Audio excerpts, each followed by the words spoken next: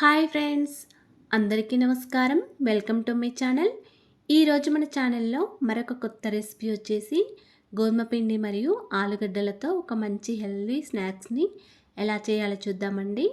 ఈ potato roles అయితే చాలా క్రిస్పీగా చాలా టేస్టీగా ఉంటాయండి. పిల్లలకి ఈవినింగ్ స్కూల్ నుండి రాగానే ఇలా వెరైటీగా స్నాక్ చేసి పెడితే చాలా ఇష్టంగా తింటారండి. మీరు కూడా ఇలా ఒకసారి ట్రై చేసి చూడండి.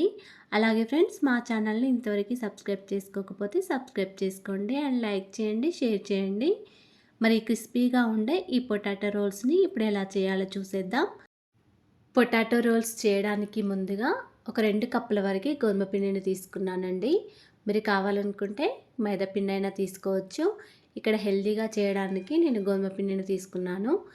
ఈ 2 కప్పుల వరకు గోధుమ పిండిలో ఒక పావు టీ స్పూన్ వరకు సాల్ట్, కొంచెం ఆయిల్ వేసుకొని అలాగే కొన్ని కలోంజీ సీడ్స్ వేసుకోండి. ఇది ఆప్షనల్ మాత్రమే, మీ దగ్గర ఉంటే వేసుకోండి, లేకపోతే స్కిప్ చేయండి.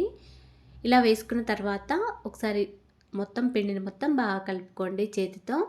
తర్వాత కొన్ని వాటర్ వేసుకుంటూ చపాతీ పిండిలాగా కొంచెం సాఫ్ట్గా కలుపుకోవాలండి. ఇలా పిండిని కలిపిన తర్వాత మళ్ళీ పైనుంచి కొంచెం ఆయిల్ అప్లై చేసుకొని మళ్ళీ ఒకసారి పిండి ముద్దను కలుపుకోండి.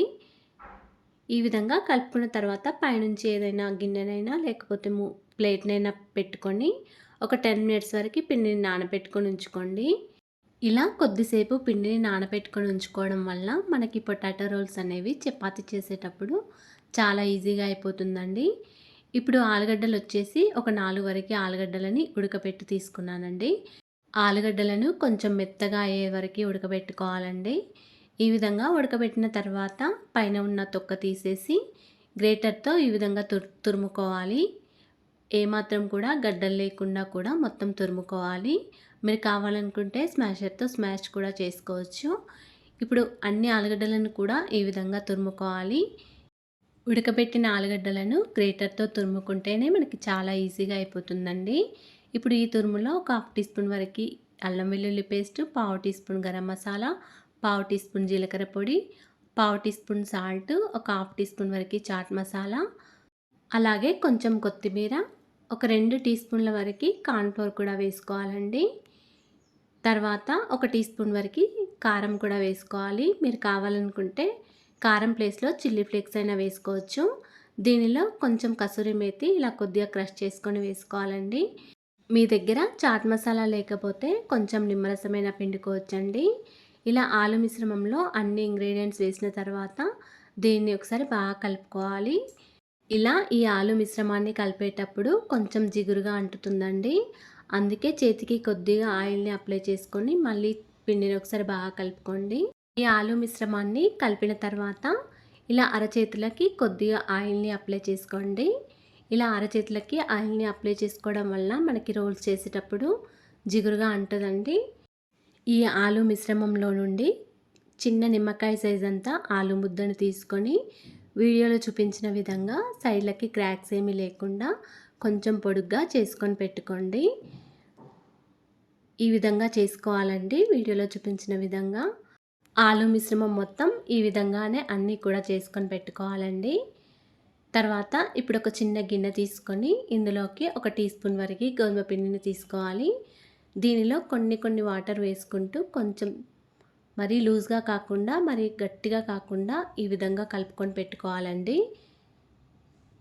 వీడియోలో చూపించిన విధంగా కలుపుకొని పక్కకు పెట్టుకోవాలి. మనం కలుపుకొని పెట్టుకున్న పిండిని తీసుకొని మళ్ళీ ఒకసారి కలుపుకోవాలండి.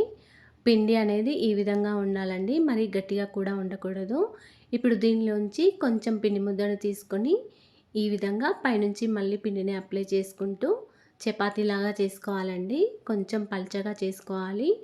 పిండి ముద్దలో నుంచి కొంచెం ఎక్కువగానే పిండి ముద్దను తీసుకోవాలండి, ఎందుకంటే చపాతీ కొంచెం పెద్దగానే చేయాలి.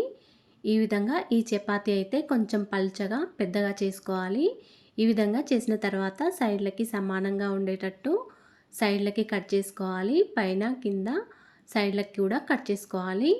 ఈ చపాతీని పల్చగా తాల్చుకొని ఇలా సైడ్లకి కట్ చేయడం వల్ల మనకి రోల్ చేసేటప్పుడు చాలా ఈజీగా అయిపోతుందండి. ఇలా కట్ చేసిన తర్వాత మనం రోల్ చేసుకొని పెట్టుకున్న ఈ ఆలు మిశ్రమాన్ని ఒక్కొక్కటి తీసుకొని ఈ విధంగా పెట్టుకోవాలి. మీరు కావాలనుకుంటే కొంచెం పెద్ద సైజులో అయినా చేసుకోవచ్చు చపాతీని. ఈ ఆలు మిశ్రమాన్ని చపాతీ పైన కొంచెం దగ్గరగా పెట్టుకోవాలండి. ఈ విధంగా పెట్టిన తర్వాత కట్ చేసుకోవాలి. కట్ చేసిన తర్వాత ఇలా రోల్ చేసుకొని పెట్టుకోవాలండి. కొంచెం స్టిఫ్‌గా ఉండేటట్టు రోల్ చేసుకోవాలి. మనం కలుపుకొని పెట్టుకున్న గోధుమ పిండి మిశ్రమాన్ని ఇలా చివర్లో కొద్దిగా అప్లై చేసి అతికించాలండి. ఇలా చేయడం వల్ల ఫ్రై చేసేటప్పుడు ఊడిపోకుండా ఉంటుంది. అన్నింటిని కూడా ఈ విధంగానే రోల్స్ చేసుకొని పెట్టుకోవాలి. చివర్లో అయితే గోధుమ పిండి మిశ్రమాన్ని పెట్టి అతికించుకోవాలి.